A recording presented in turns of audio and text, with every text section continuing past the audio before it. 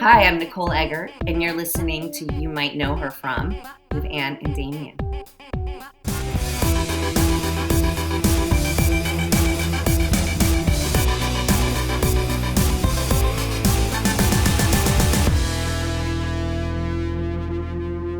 Come on, season 6, let's get sixening.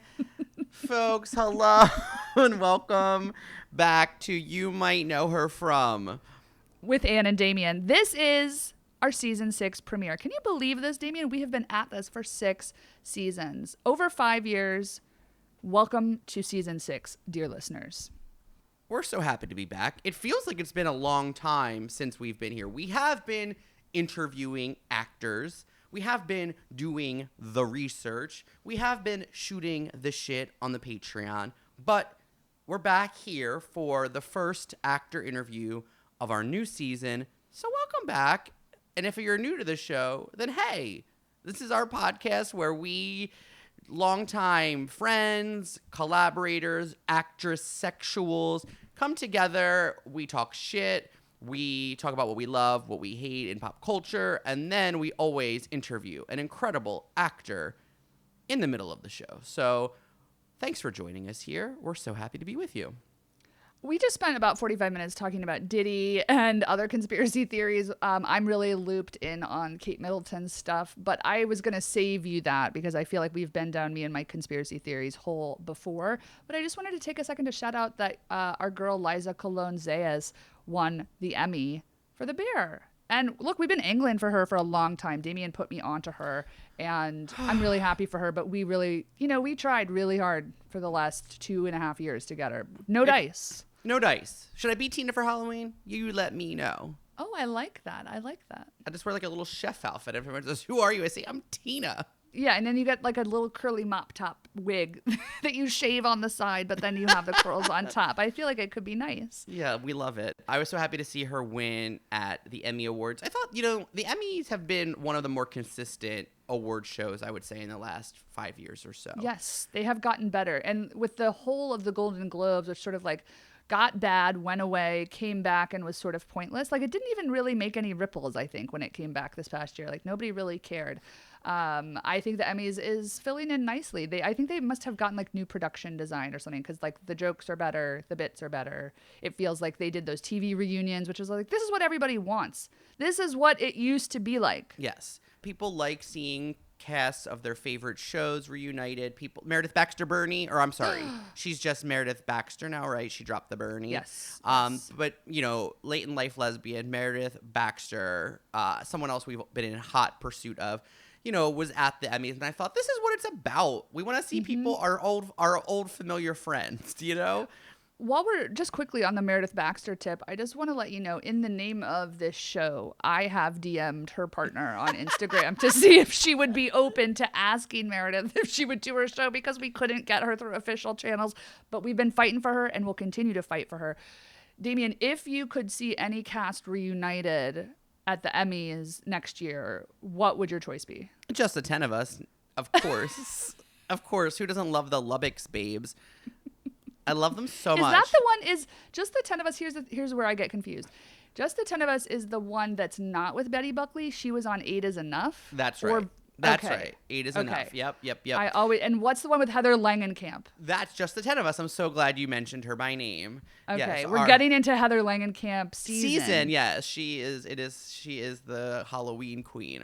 Heather Langenkamp and Jamie Luner are two of the sisters who went on to have more success than the other sisters. But it was a spinoff of Growing Pains. It was the coach, who was sort of like a rotund man for the Seavers. He was the gym coach, or the gym teacher, the coach, I don't know, for like the Seavers on Growing Pains. And then the spinoff was about him and how he had 10 kids, 4 like teenage daughters, and then I guess however many other people are in the family to equal. I love that you sometimes, and by you I mean me, forget that so many successful shows are spinoffs, including Frasier. And it made me happy that like Elspeth, which I'm not watching, is a spinoff of a spinoff. And I'm like, I didn't know that. You told that's me. Great. It makes me happy that old trope is still kicking, because I feel like so much of the TV and film industry is dying, not so slow, painful death, that it's nice to see things like that happening. And I do think my child brain wants to see. I'm trying to think of what cast I would most want to see reunited. I was gonna say Saved by the Bell, but it sort of seems sad now. It's sad, and also they've reunited too many times enough. Yeah, it's not, and it's no longer novel. And it's like I have to see Mario Lopez every week,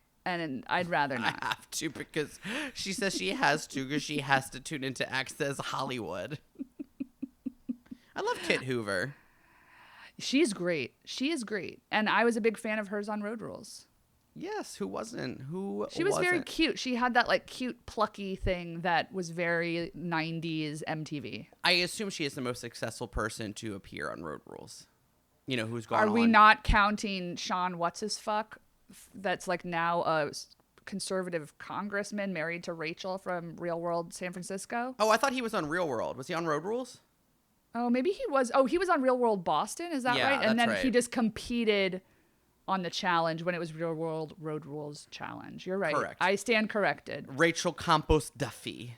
She's a nightmare. Yes, they're nightmares. Turns out I might be coming out on the side of Puck after all these years. Oh, folks, we love you. We love you so much. If you like this sort of back and forth, we are going to be going over Beetlejuice on the Patreon, which we have a lot of opinions about. There's one thing that is so shocking about Beetlejuice that I did not see coming. Actually, two. I'm going to say two. One negative and one positive. Also, Anne, I said, did you make a bulleted list for the Patreon? And she said, nope, but Chimp Crazy's on there too. So I guess we'll be discussing Chimp Crazy over on the Patreon as well. Chimp Crazy has taken over my brain. Missouri makes me so happy. The fact that, I mean, it's not good. It's good. It's not good that these chimps are in mid-Missouri. It's not a positive. But if you haven't watched Chimp Crazy, please go watch it on Max and join us on the Patreon. It has gifted me hours of conversation. Speaking of hours of conversation, folks, if you didn't know this about me, and I'm pretty sure that I've touched on it a little bit here before, but I could talk for hours about Baywatch. I think I forgot about this. This is like one of those things that, you know, like you and I, one of our shared sort of qualities is that we can be obsessive, but we were both certainly like obsessive kids. Yes. I think that's fair to say. And Completely. I think I sometimes forget that about myself, and then something will happen like we'll land an interview with Nicole Eggert, who I loved from Baywatch, and then I like go down a wormhole to do research, and I'm like, wow, I already know so much that I forgot. Wow, I know a lot about her character. Today I was like, did Susan Anton play her mom on Baywatch? And then I Googled it and I said, she did, but like, who is Susan Anton? And then I was like on a whole wormhole about Susan Anton and how she was like a Broadway star. She was like in Tommy Tune's Will Rogers Follies? She was like, Susan Anton was like in that. And I was like, why do I know who, like, I just knew the credits of Baywatch so well. Anyway, I say all of this to just give y'all a little bit of context for what you're getting ready to get into. We got to talk to the great, the legendary Nicole Eggert on this week's episode. She is wonderful. It was really exciting to get to chat with her because she helped create and produce the new Hulu ABC News documentary After Baywatch, Moment in the Sun, which is currently streaming. It just dropped last month. And we got to talk about that with her, as well as her storied oeuvre from child star to, you know, Charles in Charge and Baywatch Babe, as we sort of dig into all of those, all of the pluses and minuses of that sort of stereotyping.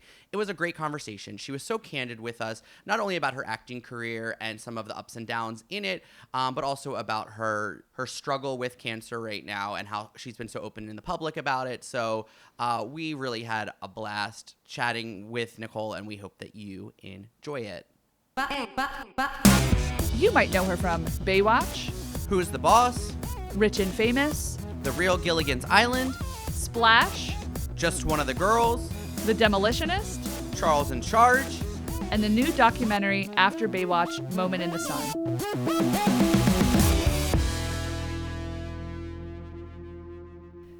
Folks, this is a huge day, and we are so excited to welcome none other than Nicole Eggert to the show. Nicole, welcome to You Might Know Her From. Oh, you might know me either from Charles in Charge, Baywatch, We know you from lots of things, Nicole. Nicole, please. We're so thrilled to have you here with us. But we felt for our listeners that it was first important to acknowledge that you have been extremely public with your health since you were diagnosed with breast cancer last year. And according to you, you're currently undergoing chemotherapy treatment. So thank you so much for making time for us today. It's really great to see you. And we so appreciate you making a little window of time to chat with us. So we really appreciate it. No, of course. And thank you for having me. It's so thankful for Zoom and remote to keep my life going. I get to still do all these things. So I appreciate it as well. Yeah, it's a blessing and a curse. And we obviously have like tons to get into, but can you tell us a little bit to get started? Just what was the impetus behind sort of documenting the ups and downs of this very personal journey for you? And sort of what has the reaction from social media been? So, I mean, if I'm going to be completely honest, I'm not very much of a social person. So, for me to make phone calls and keep everybody updated, or to run into somebody and have to explain why I'm hairless, I just felt like sharing it was going to be the best option for me. That way I could get feedback from other people on their experiences, because for me, it was really a learning journey. I really wanted to learn everything I could about treatment. And it's sort of how I think I distracted myself from just being in a full-blown panic. It was like, what can I do? How can I help myself along? So talking to people, hearing people's thoughts and experiences and journeys, it was all very helpful to me. And if I, in return, was helpful to one person, that would be amazing. And I wouldn't have to explain to everybody I ran into why I had a shade of gray and I was bald. Yeah, it saves a lot of time. And like you said, I really think your total transparency has been really refreshing and lovely. And, you talk about it on your podcast as well. So we're really grateful to have you sharing all of it with us. But we have a lot more to dive into. Just thought that was worth saying up front. So thank you again. Yeah, I mean, I think talking about it is the only way to take the uncomfortableness out of it, because it is happening to 1 in 8 people. Right. And that's a lot. That's just too many. And a lot of people are afraid to talk about it, embarrassed to talk about it. And I get it, because, people will act like you're contagious in person, or you're contagious, or they're just completely freaked out. Like, is this a choice she made? Like, did she shave her face and her head like this by choice? And, there's the weird stares. So I get why some people are private about it too. Yeah, thank you for sharing with us. We're happy to have you here. And I guess I feel like I need to brace you, because, for our listeners, I feel like they know, but you played Roberta, Summer Quinn, for 2 seasons on the iconic syndicated beach soap Baywatch. And Nicole, I'm afraid to tell you that I was a loser Baywatch kid. I had a trading card of Summer Quinn. My dead dad, probably because he thought that it meant that I wasn't gay, let me play hooky to take me to a mall in New Jersey to get the autographs of, unfortunately not you, but Gina Lee Nolan and David Chokichi on their first season, and I got their autographs. So I was a fan. And with all that said, Summer Quinn was iconic to me. She's a star athlete. She moves, I think, from Pittsburgh with her single mom. She dated Matt, played by David Charvet, and then also Jimmy Slade, who's played by Kelly Slater, which is so crazy. She struggles with bulimia, which is exactly how I learned what bulimia was from the show. And then, of course, there's my very favorite storyline, which is that Summer was strangled by an octopus. So this is my love letter to you, to Summer Quinn. What was your favorite part of playing Summer, and what was it like acting opposite that latex octopus puppet? Okay, well, first of all, I love the latex octopus puppet because it just makes shooting so much more fun. Underwater sets are just they're like a dream come true, except for all the voltage that is running through, and you're please, nobody kick anything. nobody kick. It is funny you say that, because I was watching and I said, I forgot how cinematic it is. You get to see everything that's happening under the water. Yes, because it's all underwater sets. So to me, that was so fun, right? And you're not in the ocean, you're in a warm tank, and just underwater sets are cool to me. I'm a water baby, so I love that stuff. So that kind of stuff was fun. And then I was hooked up to some wires that was yanking me back and forth.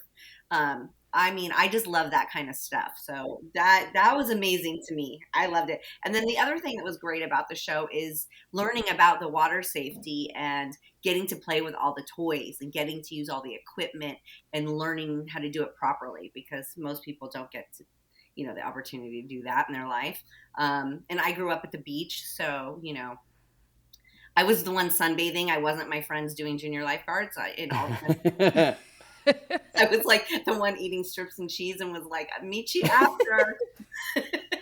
So, it was fun to just learn all the ins and outs and to be behind the scenes with all the lifeguards. It was fantastic. So the story goes that your original involvement with Baywatch was supposed to be more of like a spin-off of Charles in Charge, sort of like a 90210 at the beach situation. Was that frustrating that the spin-off never like exactly came to fruition, or are you just grateful that you're like, hey, I hopped from one hit show to another, so it is what it is? No, in my naivety and in my in my 19-year-old self body, I was pissed. I was like, where's the spinoff? Where's this show? Right. Because that's what I signed on for. And that's why I left the show after 2 seasons, because they weren't getting there. And I just didn't sign up to be in the red bathing suit in the Santa Monica Bay, getting pummeled by waves every day. That just wasn't what I signed up for. In hindsight, what a fantastic job. I should have stuck with it. Should have rode it out. But no, it wasn't going where I wanted creatively, and that's why I left. So to answer your question, yeah, I was pretty mad. The idea wasn't like it was going to be Jamie at the beach with like friends or something? No, it wasn't Jamie. It was still going to be Roberta Summer Quinn. I wanted her to be called Bobby because I thought that was cute. Love. Yeah, it just wasn't, it wasn't in their cards, because when we came back, when we brought the show back, it was originally on a network. It was canceled. They wanted to save the show. They brought it back in syndication, and that's how Charles in Charge got involved, because they went to our executive producer, who had been the only other one that had been successful at bringing back a network show in syndication. And so he said, well, I want to do it. I'll show you, but I want a spinoff show. I want Nicole to be the star. And that was where I was going with it. But it didn't happen. Because they were like, no, this show's a hit. We brought this back. We're not touching it. We're not messing with it. Like, not anywhere. And I was like, watch me. I'm leaving. So I read somewhere, and I don't know if this is true, but I read that once while acting in a scene after like a huge rainfall, like in the water, a bloated, like dead body washed up. Please tell us more. 100%. So we are going around looking for an empty slice of beach to shoot something, and we can't find it. We're in a helicopter. We land it was Long Beach, I believe. We could find this little sliver. They were like, well, there's this refrigerator, but we can frame out the refrigerator. And there weren't all the McDonald's play balls things all over this beach. There was this little slice we could shoot it. And I was like, okay, great. So we get on there, and they're like, and I'm just supposed to run out like I'm doing a rescue. And by like the third one, I'm like, you guys, there's something in the water. There's something in that wave, like making its way to shore. And I don't know, it was probably the 4th, 5th take. Sure enough, that wave rolled in, and this body just like turned over, and it was face up, and I was like, oh my God. I was like, get me out. And like all the water that was hitting my face, I was now gagging and like, oh my God, get me out of here. I don't think I ate for a couple days. But yes, it was a gentleman that the coroner decided that had maybe fallen in the wash, maybe. And I don't know. And to this day, I'm like, did the refrigerator have anything to do with it? Like, were they tied together or not? Because we'll never know. That's like, they should have paid for your therapy. That's extremely distressing. Correct. It was pretty bad. It was pretty bad. And then we had to wait for it to completely beach itself. And then we had to wait for the coroner to come before we could continue shooting. So it was an ordeal. It was a big thing. And my God. Yeah. R.I.P. to him. I'm so sorry for his loss, but that's extremely traumatic. It was pretty bad. Nicole, one of the things you've said is that you were considered quote unquote curvy at the time of your casting on Baywatch, which is sort of insane to think about. and felt self-conscious about all of the sort of like butt and body close-ups that were required of the show. So much of the marketing was like around the cleavage and the red swimsuits. You were only 19. So was that show a total mind fuck in terms of trying to keep some semblance of a healthy body image? Yeah, for sure. When I joined the show, the only thing I had to go off of what it was when it was on the network. And it was much more of like what's coming out now on Fox, that new lifeguard show. It was much more about the actual adventure action, like the legalities of all of it. It was more like a cop show. You know what? It was like cops and Right. lifeguards, and it was more like that. And so that's really Mm-hmm. kind of what I had to go off of. I didn't know they were going to change it so much visually like that.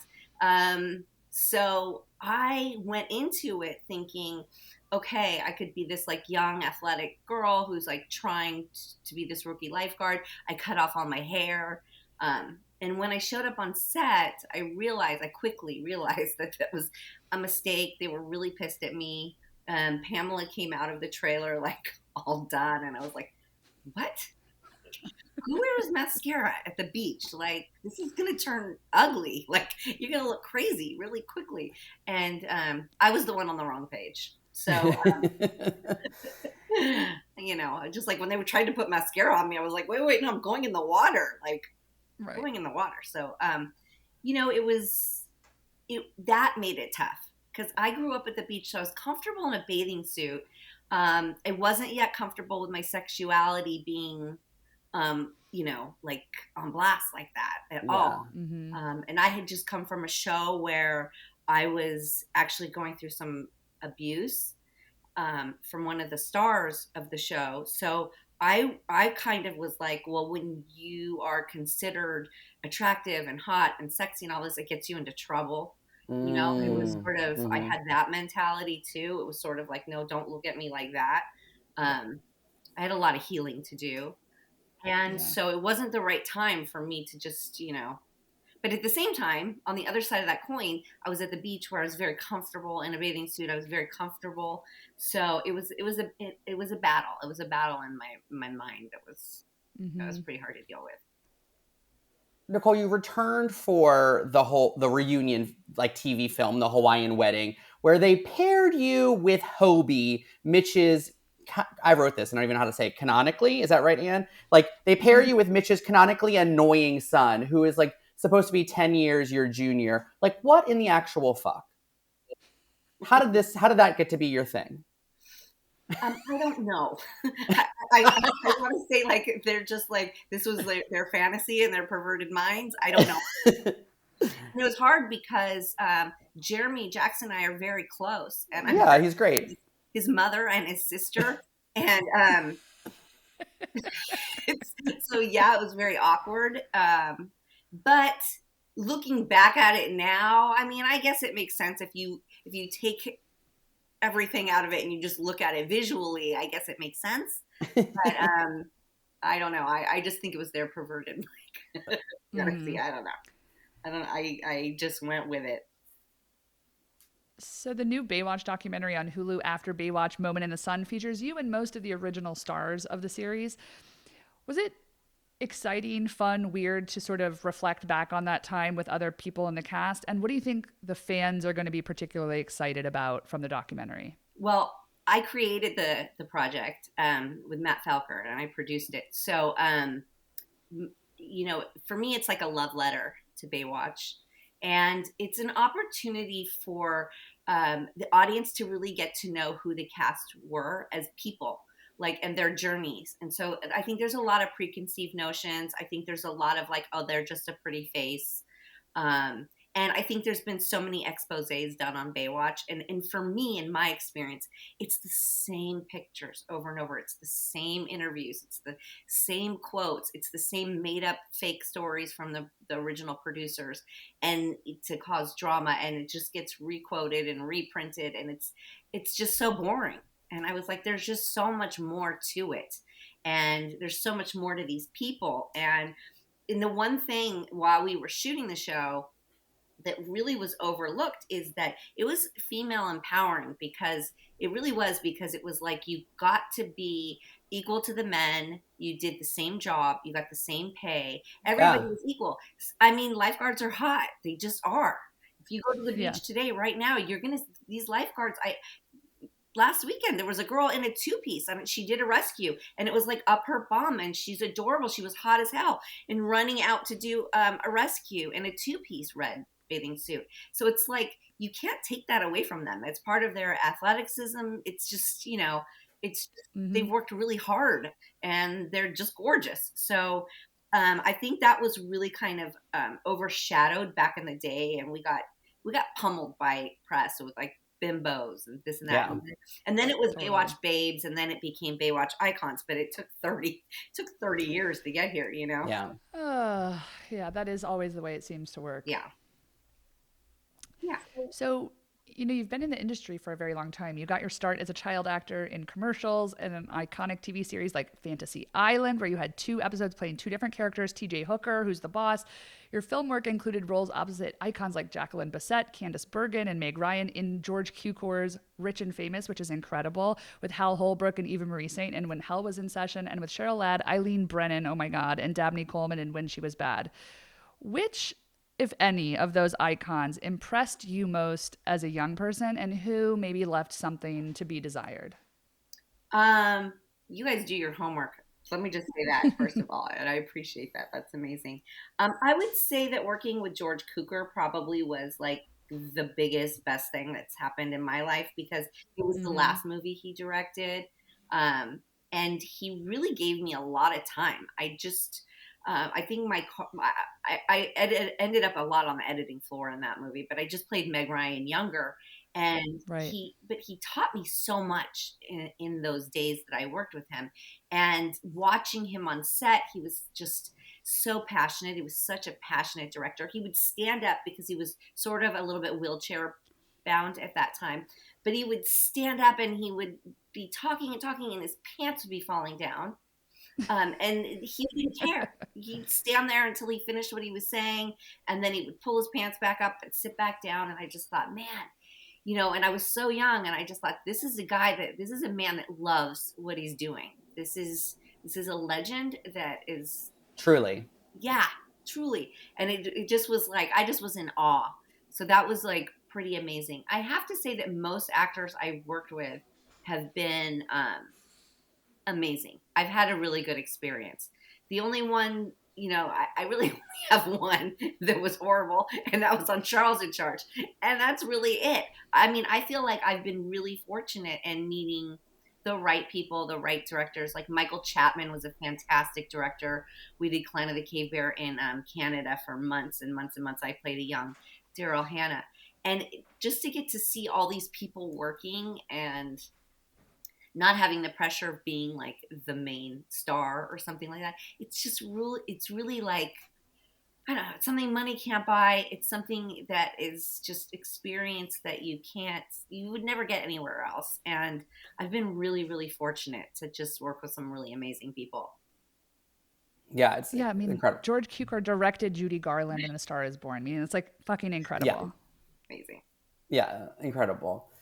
You were such an in-demand child actor, and like based on our research, which might not be 100%, but based on our research, you were raised by European parents and your mom was a talent agent. Like, what was your relationship like with your parents, like / managers? Like, did you feel like pressure to keep working, or did you feel like you were driving your career as a young person? Well, it's weird. Yeah, my parents were both immigrants from Europe. My dad was German. My mom was British. And my dad I was born here in Glendale, California. And then my dad built a home in Huntington Beach, and we moved out there.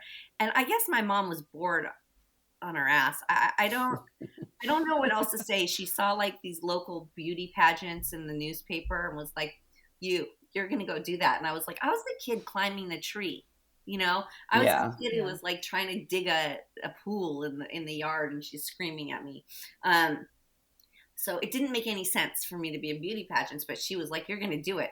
And for me, I was like, okay, when we went to the first ones, I was like, the venues all have pools. They're all at these like huge hotels that have these amazing pools. I was like, I'm in, let's go. And, and kid you not, she'd be like, get out of the pool. You've got to like do this thing. And I just ended up winning. I guess probably because I didn't care. And I won until I won Miss Universe. And it was televised. And then a casting director called and was like, do you want to do a Johnson's & Johnson's baby shampoo commercial? I was like, I love Johnson's & Johnson's baby shampoo. Absolutely. Yeah, then they were like, copper tone. Do you want to? I was like, I love, and I'm still to this day obsessed with the smell of copper tone. Yes, I'm in. Mattel, are you kidding? All the Barbies, Right. all the mermaid dolls, I'm in. So for me, it was like a kid being invited to play with all the toys before they were out, and I was like, yes, I'm in. I love this. And my mom went along with it. And I think as I got older, she was sort of left in limbo of like what to do next, and and she became a talent agent.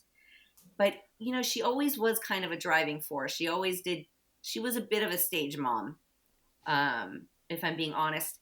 And she did say, like, if you're not having fun, just let me know, and we'll stop this. But I don't know if I believe her. But it was, she really pushed for it, and I was having a good time, and I didn't have to go to school. I was like, this is a win-win. Right. So Right. that's sort of how it went for me, and that's just how my career kind of rolled out. I went from job to job, and they kept coming, and it's like, you want to do an Apple Jacks commercial? Yeah, I do. Do you want to go, to Canada and do this Michael Chapman where you're going to play a Cro-Magnon with a bunch of Neanderthals? I was like, yeah, I do. So it just was one adventure after the other in my eyes. With the knowledge that you were this kid actor, like, did your kids ever express interest in the arts? Well, my oldest daughter is she works a lot in fashion, and she's a great artist, and she's a great photographer. But she sort of has left that and does more of like e-commerce and behind the scenes. She's still behind the scenes, but in a creative world. Right now she works in music. She works in marketing merchandise for really big bands. So she's doing her thing. My youngest, I don't want to tell her, but she would be perfect.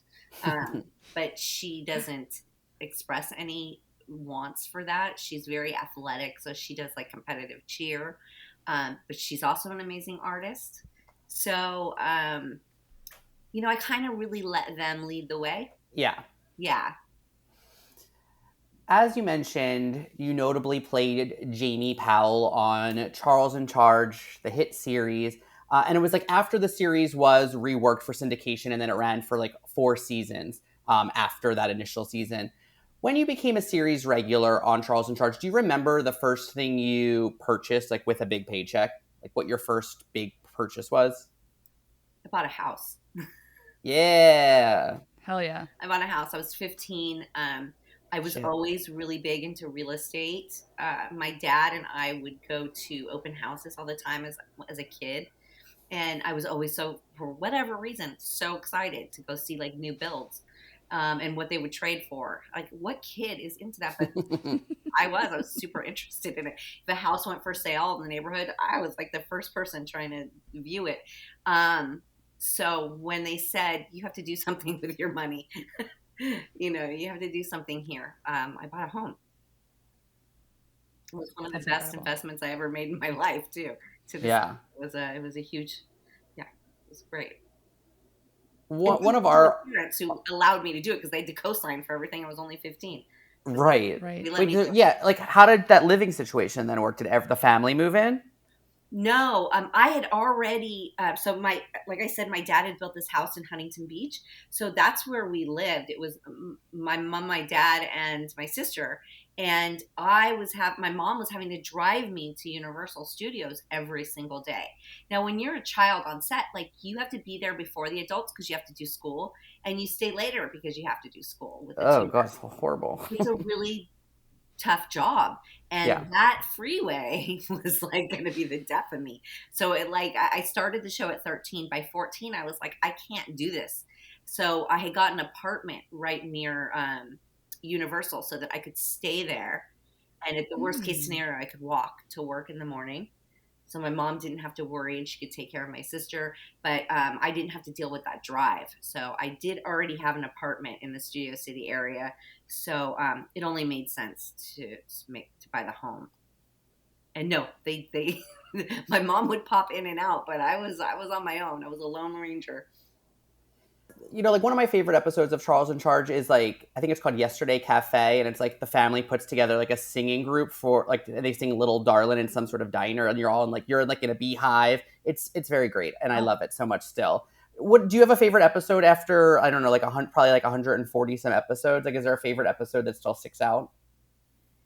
I mean, I think the first episode. It was the first episode, I believe it was, and it was like my character was sneaking out to go to a club. Like at first, I'm like, this kind of works. Like I know how this goes, and it was just like my first time because I had been on Who's the Boss before that as a reoccurring character, and so I had really learned what working on a 4-camera show was like with an audience, and I loved it, and it was so great. But I was just a reoccurring, so I wasn't there all the time. So when I got my own show where that was going to be my life, I think that first taping with the audience on the first go, I just feel like there was nothing. I feeling so high, feeling so great. It was it was like a dream come true. It was I don't think anything's topped it as far as work goes since then. We're always interested in this person. So can you share what kind of co-star Ellen Travolta was? She's the sister of John, but I'm always intrigued. How is Ellen Travolta? She was, really a lot of energy, really high energy lady. uh, and her and Scott were very close. And it was strange because she came in later, and it was always this weird.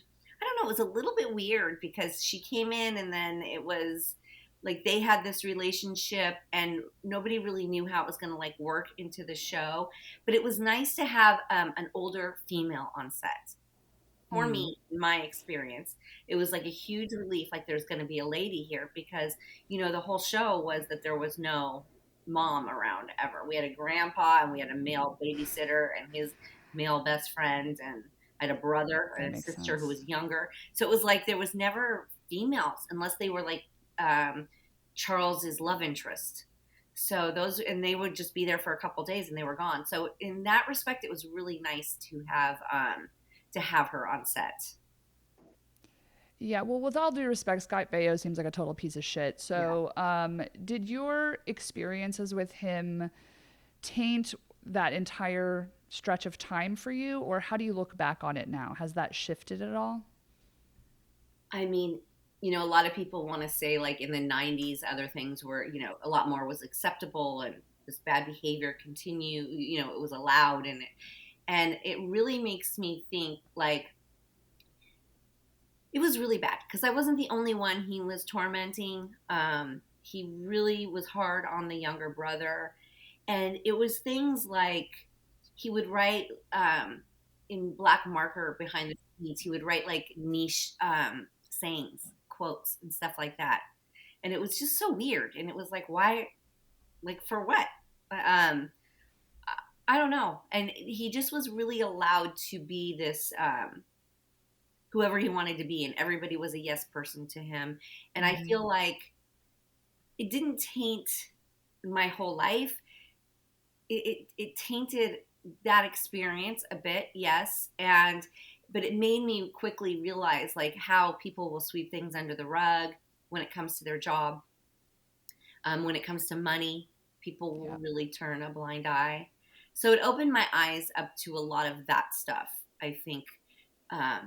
And I don't know that that's necessarily a bad thing. I think it helps me to be part of the change and to, stand up for our younger generation of women and just everybody in every walk of life. It just makes us more sensitive to the way people are treated and, what passes because money's involved and, what's acceptable, what's not. So all of that, I think it really opened my eyes to just how people can really behave, how adults really behaved. And instead of being part of that, it's like you either become that or you become the change. Yep. So Yeah. that's, I think it's a good lesson in a weird way. Right. Well, he sucks. He's terrible. It's terrible. He continues to Yeah. be terrible. Continues to just like pile on. And you're like, wow, you really are just driving it home. Great. Dig your heels in. Go for it. Really bad. Yeah. So, following Charles in Charge, you became this sort of bona fide teen idol, appearing alongside other 80s icons like Corey Feldman and your one time boyfriend, the late Corey Haim. In films like The Double O Kid, Blown Away, Just One of the Girls, what did it feel like to be one of these sort of like it girls that was on the rise at the time and rolling with this like very heavy crew? Who was in your inner circle, and were those days kind of heady? Those days were so fun. I mean, to be honest with you, it was so fun. We had these parties that were called the soda pop parties, and our parents would drop us off like at night, and then be like, "We'll be back at midnight to pick you up." And Alyssa Milano and I were recently talking about this. We were like 13, and they're just dropping us off and going, "Catch you Right. later." And it's just, but we had so much fun. And anybody who was an actor, a child actor at that time, would all be together because we were all each other had. A lot of kids weren't going to prom and school dances, and they weren't getting to go to school. So we had each other, and we could relate to each other. We really kind of, there was this unspoken, understanding of what everybody was going through. And, Drew Barrymore would be there, Corey Feldman, Corey Haim, Scott Grimes, Alyssa, myself, you name it, just everybody was there. And Like, who were the other women in that circle? Like Christina Applegate, Tori Spelling? Christina Applegate was there. I think Tori Spelling was a little younger. I mean, Drew was there because we all know she had kind of a wild social life. Like, love her, but she definitely was out really young. So I think Tori was too young at that time. Later, I would see Tori around a lot. But yes, Christina Applegate. Yes, Christy Swanson. Like everybody, anybody who was like in the industry would be there. And we just had our own fun. And then there was, a separate crew like Corey Haim and Corey Feldman and some of the guys. They would go do some other late night stuff that the rest of us were completely oblivious to until later. And I mean, it was like a high school experience, just you weren't in high school.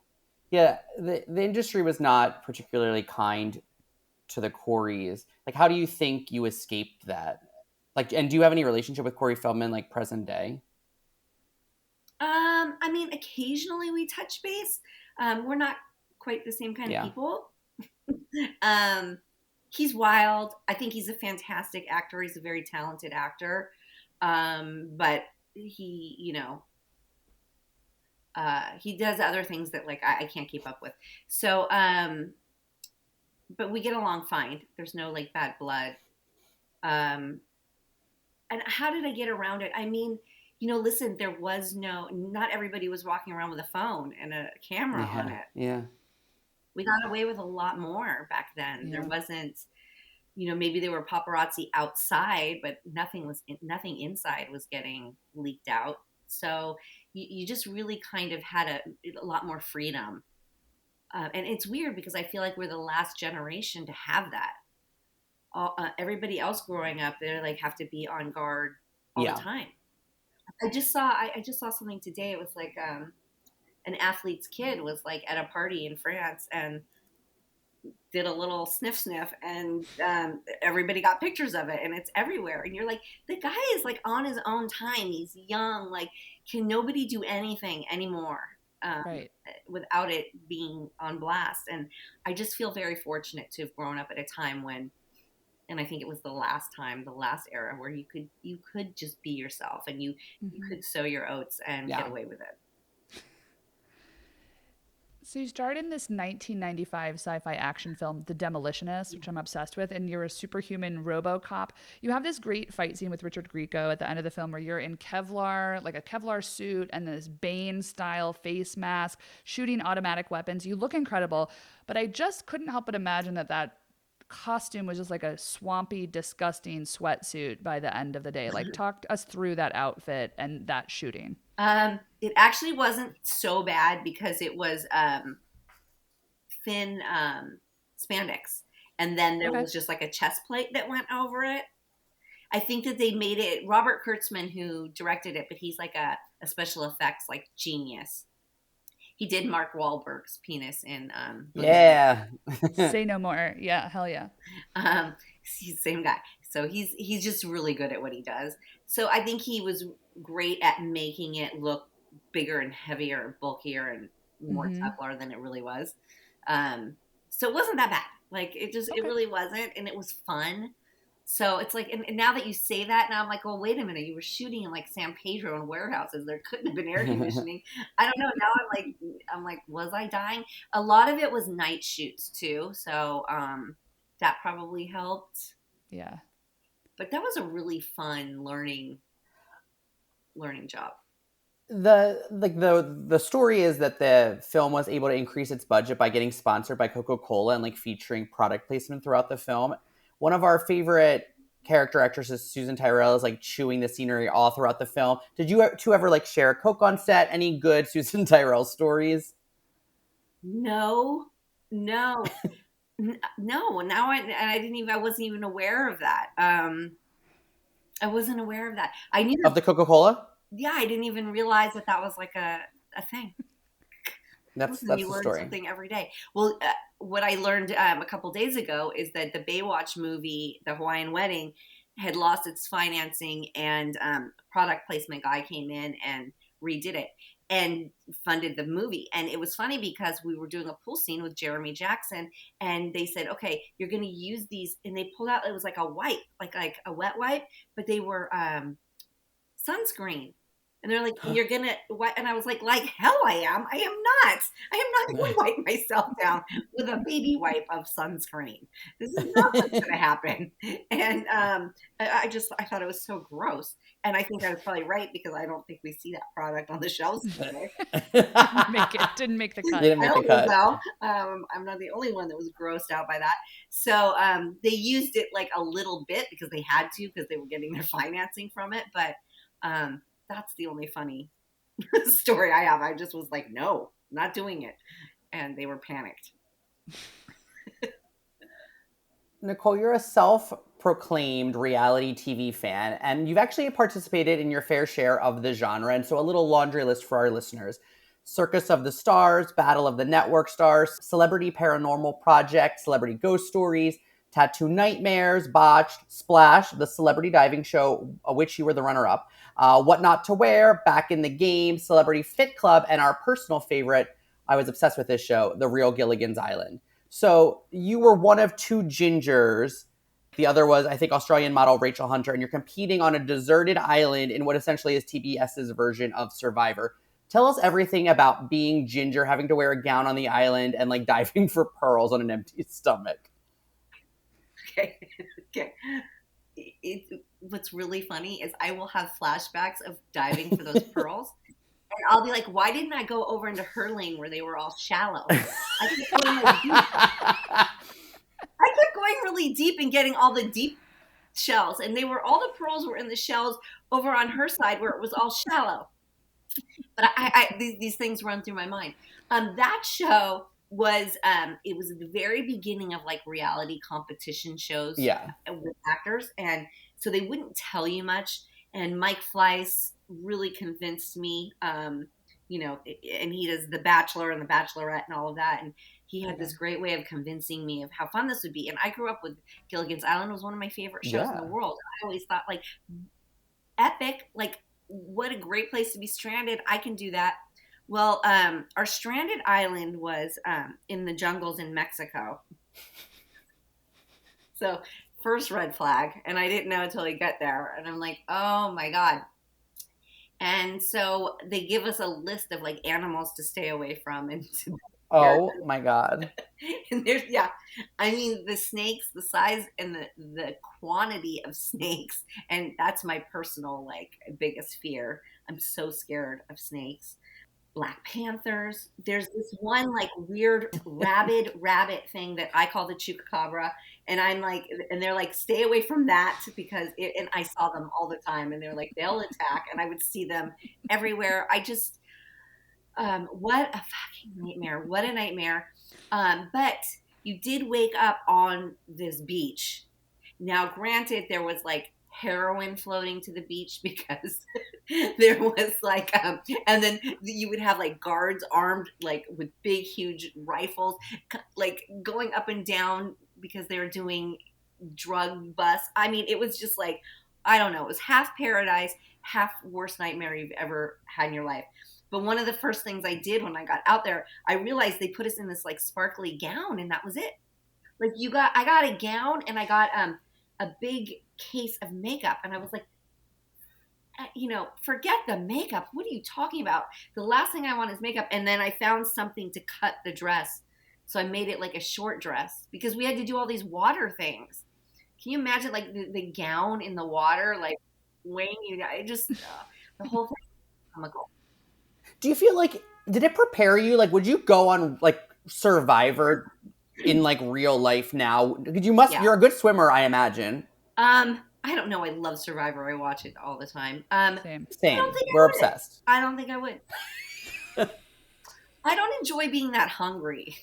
Yes. Lisa Whelchel did it. I feel like some actors have done it, right? And there's a couple, like Mike White did it. Yeah. It's always interesting when you're like, oh wow, why did you decide to do this? Lisa Whelchel was surprisingly very good at the game. I mean, if you can, I'm not very nice when I'm that hungry. Same, yes. Yeah, same. It's like the root of most of my fights is like me trying to figure out where to go to eat, and before like my blood sugar drops before we make a decision. Yeah. I know. You're like, wait, why am I ripping this person's head off? Oh, I'm hungry. Yeah. Yeah. So for me, the starving part is hard. Everything else about it. Oh, and sleeping on those big bamboo horrible pieces tied together, that doesn't look fun to me either. Yeah, true. Yeah. So for those two things, especially at my age now, no, I'll pass. Okay. I'll watch everything else do it. Damien mentioned this, but you were a contestant on the 2013 ABC reality competition called Splash, where celebrities like you, Kareem Abdul-Jabbar, and Drake Bell performed dives from extreme heights. It was insane. This seems like a recipe for disaster, and lots of contestants ended up dropping out with injuries, but you ended up coming in second. How terrifying was that experience? Because I was expecting to see something that was like off of a high board, like at a swimming pool at my local Y, and it was like 23 feet in the air. I was shocked. Yeah, it was really high. So my character on Baywatch was a high diver. Oh my God. And so we would shoot this at the Rose Bowl, and I would say, I'm not even going up the ladder. Like, I'll like leave frame, just going up the ladder. I'm not going up there. I'm just not. And cut to, I get offered this show. We're training at the Rose Bowl. And I'm like, this is kind of for full circle moment, because I always would watch them and I wish I could do that. Like, I so wish I could do that. So I'm like, okay, I'll join this. Worst case scenario, I'll just drop out. Like, I'll just be like, no, I'm out of here. Can't do it. And I remember going up on the platform for the very first time, and I wouldn't allow anybody up there with me because for some reason I thought they were going to push me off. I was like, I don't know you. I don't know you. I don't know what you're capable of. You cannot come up here with me. I have to go by myself. A wind would blow, and I would like grab onto the pole for like thinking that the wind was going to blow me off. I was so terrified, horrified. And there's something about me where I like to conquer the fear, and I really like to face things head on. So I just got to a point where I just started throwing myself off of that platform. I just was like, because I can do the acrobats on the trampoline and on the regular diving board. I can do it. It's just the height part was so scary to me. So I was like, what's the worst that's going to happen? There's water there. And then, a couple black eyes and bloody noses later. Somebody ruptured their eardrum. I was like, Jesus Christ. Ruptured his eardrum. And he was professional. He was already a professional high diver. And so all these things can happen. Hurts more than you realize, but at the end of the day, there still is water. You're not hitting the concrete. So I was like, I'm just going to I just started throwing myself off like a rag doll. And I don't know, it worked. I don't know. It's funny what the body can do. It's funny if you just close your eyes and you pretend you're on that trampoline and you just throw yourself off of there and do the motions of the trick you just learned and you land. I don't know. Okay, you're inspiring me to try this. I similarly get scared of like the high dive at a pool, but I'm gonna push myself. Thank you Don't for hit that. your tailbone. Just make sure you squeeze your butt really good because Okay, this is a good tip because I actually don't know. I'm like, how did you get black from eyes hitting the from water, dive? like Like when you from smack the water. oh, Oh God, that's so Yeah, it's just like scary. yeah, we all had them. We all had black eyes, bloody noses. I need to go binge this. If I hope it's streaming somewhere. I hope you guys are getting paid if I decide to binge the whole show. We did find some of your dives though. yeah, very impressive. Thank you. Yeah, it's crazy. But one of the first times I jumped off the first, and I think sometimes doing a trick is better than just jumping and like having all this dead space. It's enough time to like land in the wrong way. And I hit my tailbone, and my tailbone hurt for like a good year after that. So definitely squeeze your butt. That's it. Really nice. Squeeze everything. Okay. Nicole, we've reached the part of the show we like to call the rapid fire. It's rapid for me and Damien. You can take as much time as you need. It's just so we can get every credit in without any segues. So here we go. You appeared in the 1997 comedy Pink as the Day She Was Born opposite former guests of this show, Alana Ubach, Margaret Cho, and Mink Stoll. Also the aforementioned fave, Susan Tyrell. It was written apparently by the Linda Perry, who wrote Beautiful, about a woman who supports her rock and roll dreams by working in an LA domination parlor. We could not find this movie anywhere. Please tell us about your experience on this extremely hard to find flick. Super amazing time. Who would say no to Linda Perry? Not me. Yeah, not me. And it was really ironic because I had this cat that used to lie on my balcony all the time. And he just was a house cat, lazy cat. And he rolled off one day and he disappeared. And I couldn't find the darn cat. So I put up signs, and one of my neighbors says, I have your cat. And he was the director, turned out to be the director of the film. So it was this full circle moment of we were neighbors. It was Linda Perry, and it was just like, this was meant to be such a fun shoot. Love everybody you mentioned. So much fun. No egos. Great time. Like wild movie. Yeah, one of the better experiences. We got to get a copy of it somehow. We need to find a DVD. Same. Nicole, in 2014, you bought an ice cream truck. Is the ice cream truck still kicking, and what's your favorite flavor of ice cream? Okay, first, I'm not an ice cream fan. That's why I was okay with buying the ice cream truck. I don't like cold stuff. Okay. So it was more of a food truck. You know, it was like a 40-foot truck. And it was for my daughter, who's 26 now, but she was working for a major corporation, was kind of going crazy. And I said, hey, let's do this. Let me show you how to be an entrepreneur. And I threw a lot of parties back then, birthday parties for both the girls. And what was missing from the food truck industry was an ice cream truck, like an old school scooped ice cream. All you had was the weird guys who park outside the park, you know, and drive around the neighborhood, and they're creepy as hell, and nobody wants that at their house or around their kids. So we created this idea, and we did it like a 50s diner style. We found the truck, we stumbled on one. It was beautiful. We did it, and we ran it for a few years, mostly like on sets, festivals, parties. It didn't drive around. It wasn't at the park. And she did really well. And I had all young people working on there. It was kind of a cash gig. They loved it. And, you know, they got to go to really cool places, music festivals, this, that, on sets where they get to see, like, you know, celebrities from shows. They were all always excited. And people, it was customer service, but it was like happy customers because they were like, ice cream, you know, and it was like customers with smiling faces. And it just was like, you know, we made our money back and then some. And then she moved to New York. And so I sold the truck because I wasn't going to do it. That's sweet, though. It's a good mother-daughter activity. It was great. So much fun. So you appear on the cover of Sugar Ray's album Lemonade and Brownies. How did that come to be? Was Mark McGrath a big fan, a friend? What's the deal? He was dating my friend who was, and they were both staying with me at the time. And the album was coming out, and he said, we're just like laying around one day, and he's like, this is the idea I have. Does this sound cool? And we were like, yeah. And he's like, well, do you want to do it? Will you do it? And I was like, yeah, okay. And so we like went down to a studio in Hollywood, not far away, and like I threw on a wig and yeah, we did it and left and then went back to my place and continued to just hang out. Love it. Yeah. You played the mean daughter of the Chancellor that Will Friedle and Matthew Lawrence fawn over in the final season of Boy Meets World.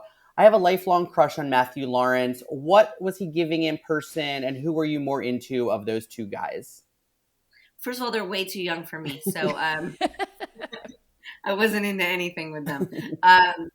But they're both really good guys. Honestly, the Lawrence brothers and their mother, I know that I've met their mother and been around her on many occasions.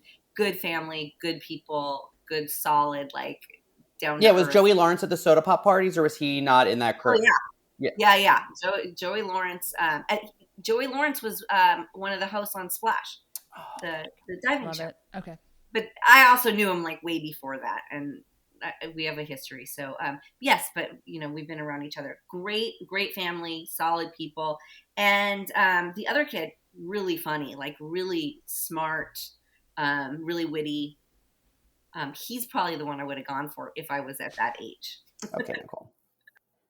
Last and final question. It's an important one. We need to set it straight for the record. You appear at Khloe's wedding on Keeping Up with the Kardashians, and then you're also allegedly at a birthday party for Kim in Vegas. We could not spot you in the episode. How are you connected to the Kardashians?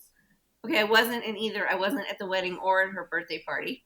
Why the internet says that you're like IMDb says, and then there's like a post that's like, yes, your IMDb says you're in an episode of the Keeping Up with the Kardashians. I am in an episode of Keeping Up. I met Kim. We knew of each other, and then I met Kim because of Scott. Came to me to do a deal with Quick Trim. I think it was called Quick Trim at the time. Okay. They were doing their campaign, and they had asked me to come on board and do a campaign as well. Slim Quick Trim? Yeah, I think that's what it was called. Quick Trim, I think that's right. Yeah. That's right. And so we did some like set up paparazzi shots together, like hiking. Got it. Okay. Yeah, but IMDb needs to fucking fix it because it says that you're in a lot of things. And then there's another post that's like, she was at Khloe's wedding, and I was like, I don't think so, but maybe. No, you're right. I wasn't. IMDb is terrible. I canceled my subscription because they won't even get all my information right. Like they have that. I think they have that I was married, and it's not that it's a big deal or anything. It's just wrong, and it's like it's just incorrect information. Right, and people treat it as if it's like the Bible in terms of facts on the internet. I know. So fix it, but they don't, and so I've canceled. We're trying to get IMDb to sponsor us so that we can at least like set the record straight with folks, you know? Oh, okay. We'll do it, IMDb.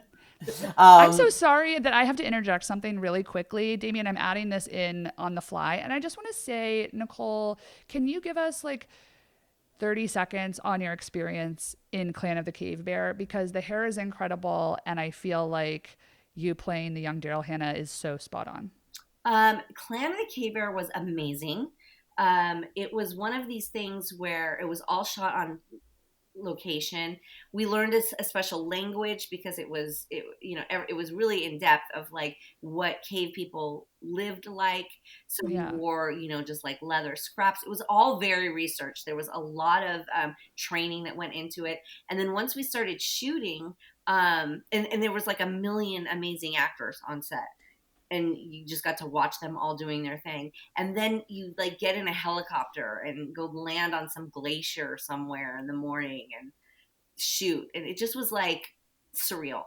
It was like the summer camp of like the most ultimate summer camps you could ever dream of kind of thing. You know what I mean? Yeah. It was just, we would go river rafting and lazy, like take tubing down rivers, and everybody was so friendly, and we stayed in like a ski resort, but it was summertime. Canada is such a beautiful place. Do you remember any of the language that you had to speak? No. Okay. No, and it was funny because since I was Cro-Magnon, it was the only character that was. Ayla was the only Cro-Magnon. She was raised by Neanderthals. I didn't Right. really have to learn it. I just kind of had to understand it. But it was a lot of grunting. It was like, and like pounding of the chest and kind of sign language kind of stuff. But I had a scene with Tom Waits. I just like so many iconic people on that show. Yeah. Yeah. It was just Incredible. Yeah, just a lifetime experience. Like I don't think I will ever experience anything like that ever again. It was one of the best times of my life. Nicole Eggert, this was a total joy. Thank you so much for joining us on the show today. Thank you for having me. You guys are lovely.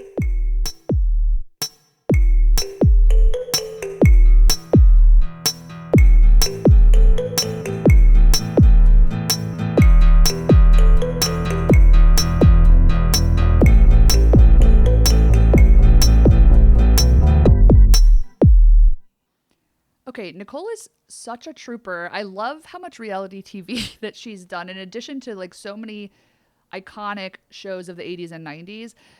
I feel like that version of reality show competition doesn't exist anymore because they were really putting celebrities in a lot of danger in the 90s and early 2000s. It was like the Fear Factor era. It was like they were doing high dives that were extremely dangerous. And I was like, what were the waivers they had to sign? Anyway, I'm glad that she's okay. She was very good at it. But I just feel like I have to say I miss that era of reality TV because it felt the stakes were higher somehow.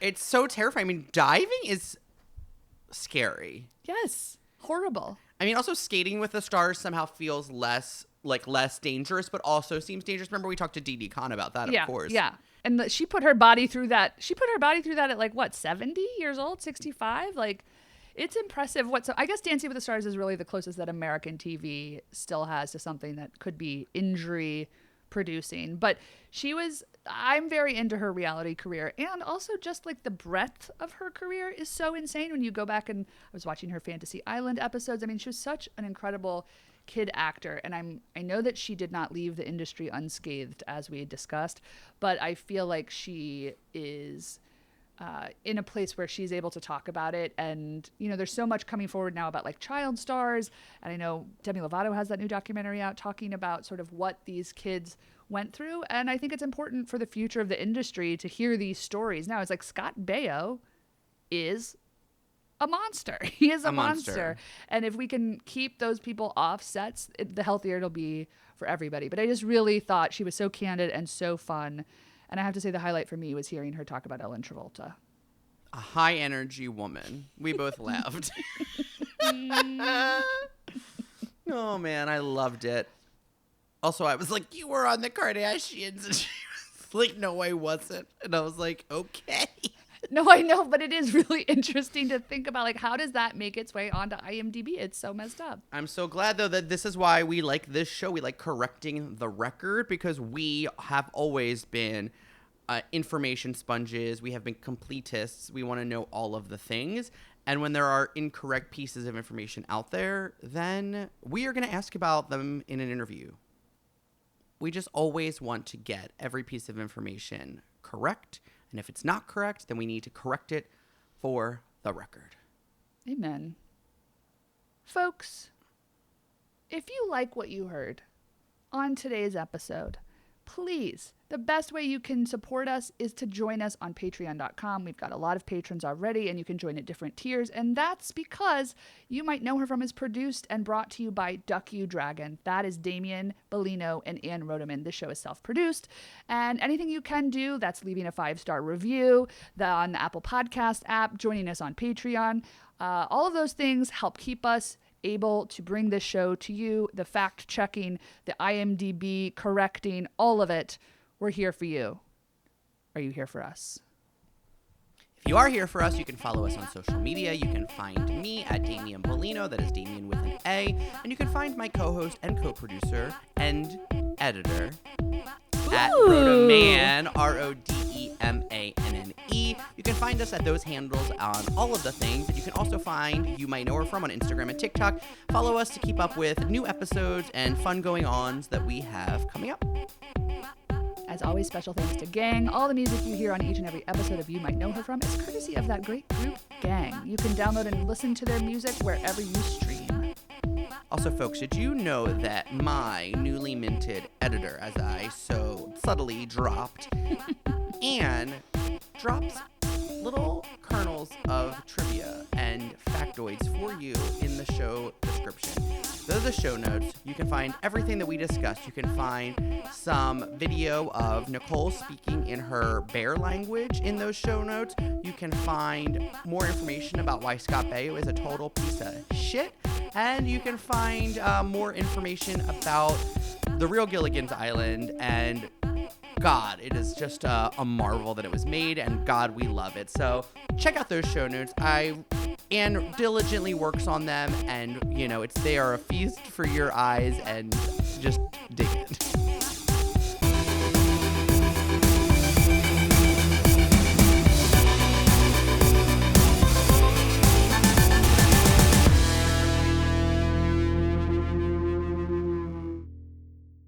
What do you think of the Soda Pop Gang?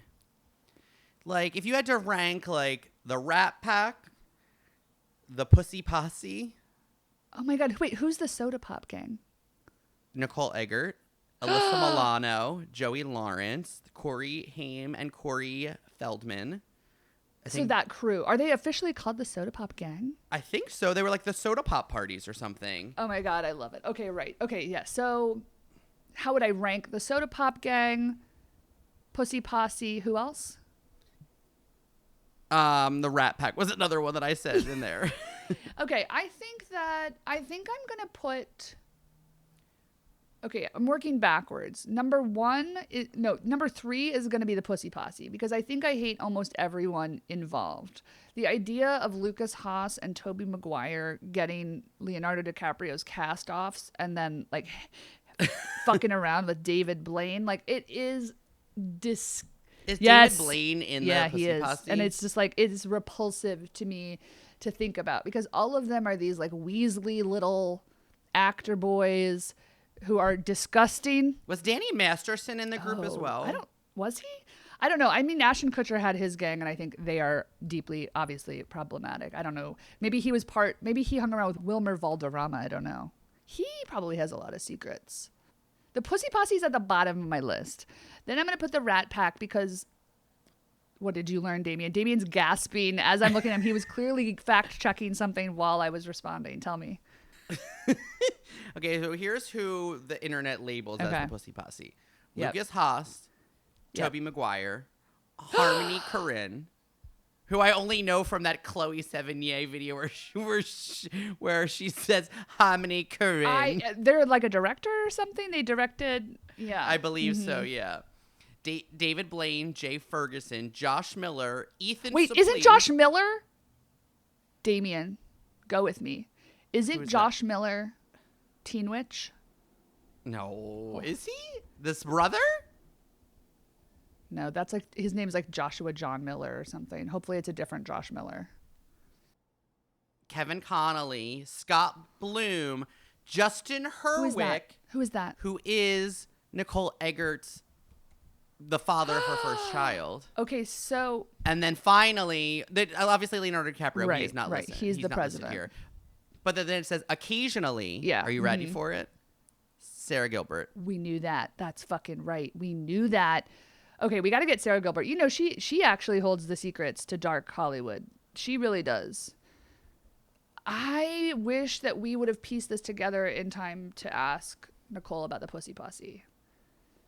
You know what? This is like if we ever get Nicole back, we'll put her on the Patreon and we'll ask exclusively about the Soda Pop Gang. I mean, look, I'm putting the Soda Pop Gang tops because they had more women in them than the other groups. So I have to say the Rat Pack, you know who their best honorary member was? Judy Garland. And I think that Judy Garland was unique in that she was very close with both men and women. And perhaps she was competitive with women, but I didn't see it. Maybe just competitive with Liza. She was a Sarah Gilbert. No, don't you dare.